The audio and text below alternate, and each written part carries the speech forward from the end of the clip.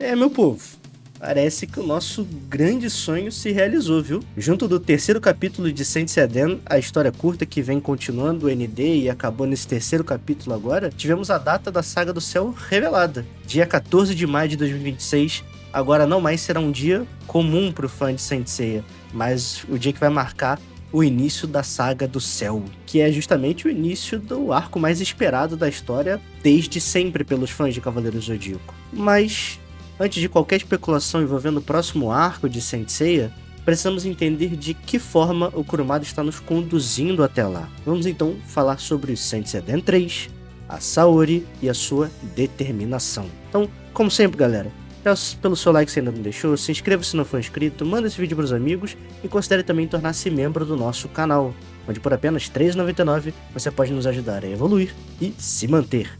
Meu muito obrigado, como sempre, às lendas do canal que estão passando na tela. Com avisos e pedidos feitos, vamos à análise. O capítulo começa com a Saori em frente às ruínas do templo de Ofiuco, tendo então saído do templo de Sagitário, local que foi o nosso cenário nos últimos 2 capítulos do Saint Seiya Den. Inclusive, se você ainda não viu a minha análise dos 2 primeiros Den, dá uma olhadinha e depois volta aqui nesse vídeo. Eu vou deixar no card para vocês no vídeo e também na descrição. Voltando com a análise, vemos então que Saori percebe algo, e quando viramos a página, vemos que se trata da Flecha da Deusa. Aos que não se lembram, a Flecha da Deusa é uma flecha especial, dada por Atena para o Cavaleiro de Sagitário nas eras mitológicas. Ela tem um poder descomunal, sendo capaz de levar alguém direto para o Tártaro, o que vimos acontecer com Chagall de Wyvern, e também sabemos que Akuma Asclepio foi derrotado na Era Mitológica. Além, é claro, de ter papel central na derrota dele nos eventos de ND. A flecha é tão poderosa que Yoga quase foi atingido por ela, não conseguindo parar com seu próprio poder, dependendo da Saori para salvá-lo. E ainda falando sobre ela, aqui a gente tem um simbolismo que eu acho particularmente muito interessante, onde a Saori está pegando a flecha para ela. Repito, foi a Atena mitológica quem deu essa flecha para o Cavaleiro de Sagitário, e agora ela retorna para a deusa para ajudá-la. E existe um simbolismo interessante nisso, porque se vocês se lembrarem, a última vez que a flecha da deusa foi utilizada dentro de Saint Seiya Next Dimension foi quando Tema, vestindo a armadura de ouro de Sagitário, a atira em Asclepio para salvar Atena, para salvar Saori. Então é quase como um retorno do Cavaleiro de Sagitário, dando de volta a flecha para ela, e achei essa rima, entre muitas aspas, muito interessante por parte do Kurumada também. A gente também pode ver no quadro que a flecha tem um cosmo nela, e depois, em um plano mais aberto, logo abaixo, vemos que existe um cosmo que envolve toda a região da casa de Ofiuco. Para mim, existem 2 interpretações sobre essa cena. A primeira é que foi através do cosmo que existia naquela flecha que Saori recuperou seus poderes. E isso seria interessante, pois deixaria melhor explicado o que foi que aconteceu no final de Next Dimension. Na época, eu me lembro que houveram muitas discussões da comunidade sobre o que de fato aconteceu quando Apollo apagou as memórias da Saori. Se simplesmente ele apagou as memórias, se selou as memórias e os poderes, e se de fato a Flecha da Deusa tiver ajudado a Saori a recuperar seus poderes, a gente teria então que o Apollo foi capaz de selar não só as memórias, como o poder da Saori. E acho que o que ajuda a gente a pensar nisso é também a fala final do Apollo, dizendo que a irmã dele está prestes a despertar novamente. E pelo contexto todo sobre essa questão do cosmo dela, me parece que é algo envolvendo poder de fato. A segunda interpretação possível é que apenas a Saori está de alguma forma usando a flecha, que ela está pondo o seu cosmo na flecha por alguma razão. Pode ser que seja isso. Pode ser que ela esteja se preparando para algo e já colocando seu código na Flecha da Deusa também. Antes então da gente continuar e falar um pouquinho mais sobre o Apollo e essa intenção dele envolvendo a Saori, a gente tem que falar um pouco mais sobre a personagem da Saori. O capítulo gira então em torno da determinação dela, algo que ela havia perdido já no final de Next Dimension por saber da gravidade de suas ações, e que Aiorus ajuda a resgatar quando diz que o dever dela é proteger a Terra, e fala dos cavaleiros que deram a vida por ela em prol desse ideal. Vemos então que o discurso de Aiorus de fato ficou gravado em sua alma, assim como através da Flecha da Deusa temos a memória de Odisseu sendo evocada, onde a memória de seu sacrifício e vida reforça ainda mais a Saori de que ela tem que lutar, que ela precisa lutar. E a Saori também lembra do Odisseus por conta do pequeno embate que tiveram sobre a função de um cavaleiro. Odisseu dizia que os cavaleiros eram servos, que morreriam por uma causa, mas Saori o repreende, dizendo que ela não os via assim. É justamente por não vê-los dessa forma que agora Saori quer finalmente protegê-los. Entendam uma coisa sobre a Saori que é muito importante. Ela tá tentando afastar os cavaleiros desse caminho desde a saga de Hades. Não apenas ela, como Doku também queria que eles vivessem uma vida normal, como garotos normais, que deixassem essa vida de cavaleiros para trás. E tudo isso tem um motivo. Culpa. Saori sabe que eles estão nessa vida não por terem escolhido, mas por terem sido jogados nela por Mitsumasa Kido. Eles não precisam viver essa vida, não precisam estar ali apenas pela obrigação de servir Athena. Essa vida que eles levam é apenas um acidente para a personagem da Saori, diferente dos Cavaleiros de Ouro, por exemplo, que estão ali desde antes dela nascer. Essa temática dela querer afastá-los era muito presente no Prólogo do Céu, onde várias vezes os personagens falam sobre o abandono de Athena, sobre o fim do santuário e dos cavaleiros também. E lá nós vimos a determinação dos Cavaleiros de Bronze, o que culmina na cena do Seiya com a Saori, onde ele diz que não lutava apenas por mera obrigação, mas por ela ser quem era. Ele não lutava apenas por Athena, mas por Saori. Saori, eu não estava lutando por um pedido seu.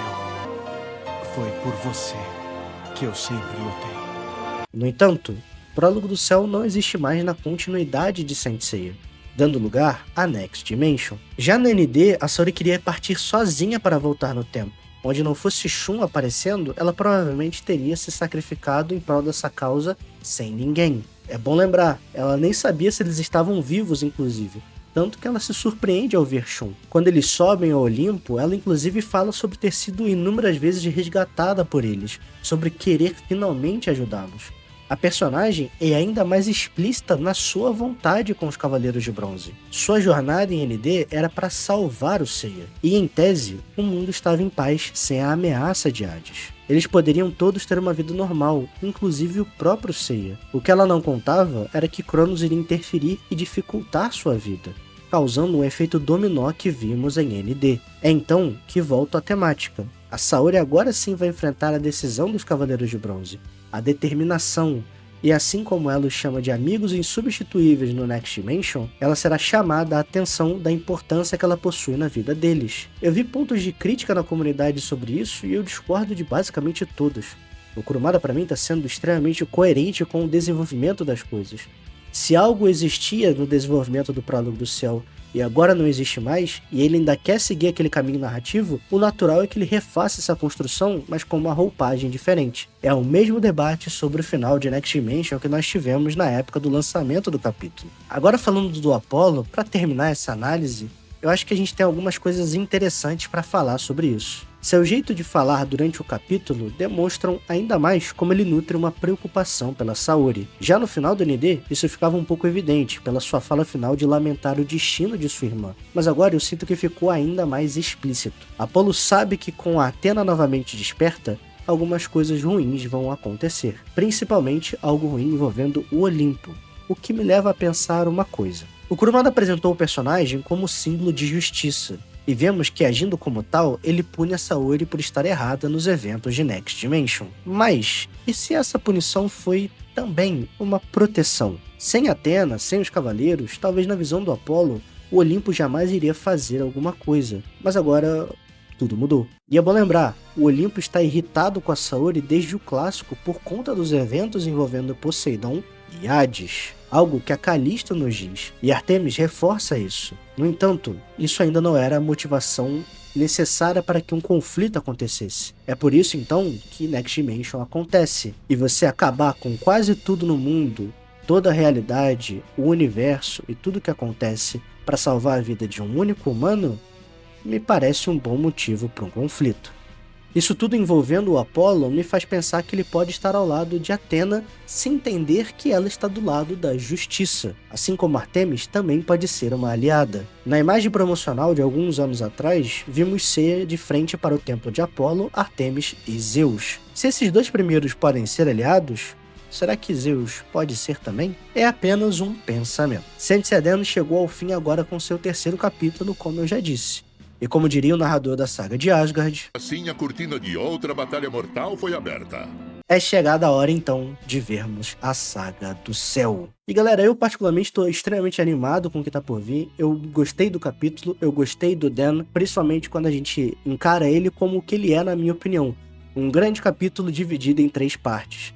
E eu recomendaria muito que todos vocês lessem Oden de uma vez. Eu sei que o tempo, a forma como se consome, muitas vezes impacta em como a gente entende uma narrativa. Mas agora que os 3 capítulos estão juntos, estão lançados, leiam todos eles de uma vez só. Entendam o que o Kurumada queria fazer nesse grande capítulo, que é Oden, e nesse prólogo. E acho que talvez a percepção de muitos de vocês vai mudar. Eu ando vendo muitas críticas, muitas coisas falando sobre o que a saga vai ser, já prevendo o que Cavaleiro do Zodíaco será no próximo arco, o pessoal falando de 12 casas, disso, daquilo outro, e sinceramente, será que não é agora o momento que a gente tem que ficar feliz com as coisas que estão acontecendo? Sendo sincero, todo mundo passou 18 anos, 20 anos, 30 anos reclamando que o Kurumada não havia feito uma Saga do Céu. E agora que nós estamos prestes a ver uma, as pessoas estão mais preocupadas no que ela não vai ser, ao invés de curiosas com o que ela pode ser. E esse pra mim é um pensamento realmente muito triste. Eu vejo muita gente muito amargurada falando de Cavaleiro do Zodíaco e às vezes eu me pergunto, se você não tá tão feliz com as coisas que estão acontecendo, será que vale a pena continuar vendo a obra, engajando a obra? Pra mim, você ficar vendo algo que só te faz mal e te irrita é masoquismo. Não façam isso com vocês. Mas eu não sou o dono da verdade, da razão, e também não quero ofender ninguém quando eu falo isso. É apenas uma preocupação, por assim dizer. Eu tô muito feliz, eu fico muito feliz de ver muitas pessoas que estão felizes com tudo que tá acontecendo. E claro, vamos aguardar aquilo que tá por vir. A saga estreia agora em maio. Tenho algumas dúvidas aí no meio, se já vai ser o início de uma serialização, ou se vai ser só o primeiro capítulo, como vai ser o ritmo da publicação dessa Saga do Céu, mas eu imagino que, conforme a gente estiver próximo a chegada do primeiro capítulo, ou talvez junto ao primeiro capítulo, nós tenhamos todas as informações de como será a publicação desse novo arco de Saint Seiya. E é isso, galera.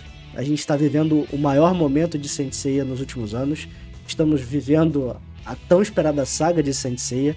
Estamos prestes a ver os deuses do Olimpo em Cavaleiro do Zodíaco, em ver talvez armaduras divinas novamente, armaduras divinas de ouro, ou seja lá o que o Kurumada está preparando para nós. E eu não consigo não ficar animado, eu não consigo não ficar hypado, eu não consigo não ficar com os meus olhos brilhando e com a minha mente borbulhando nas possibilidades do que tá para acontecer.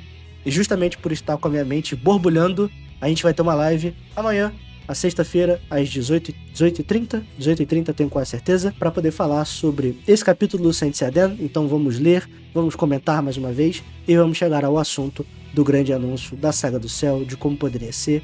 E eu quero que você esteja lá comigo para a gente poder conversar, debater, para que você mande suas dúvidas, para que você mande seus elogios ao capítulo, mas também para que mande suas críticas. Estamos todos aqui abertos a ouvir as críticas ao capítulo e claro que você pode e tem todo o direito de não estar gostando dos rumos da obra também. Beleza, galera?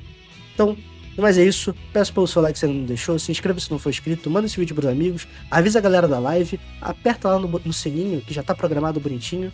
E vejo vocês na sexta-feira. Um grande beijo, um grande abraço. A Saga do Céu chegou e o Viva Saint Seiya. Valeu!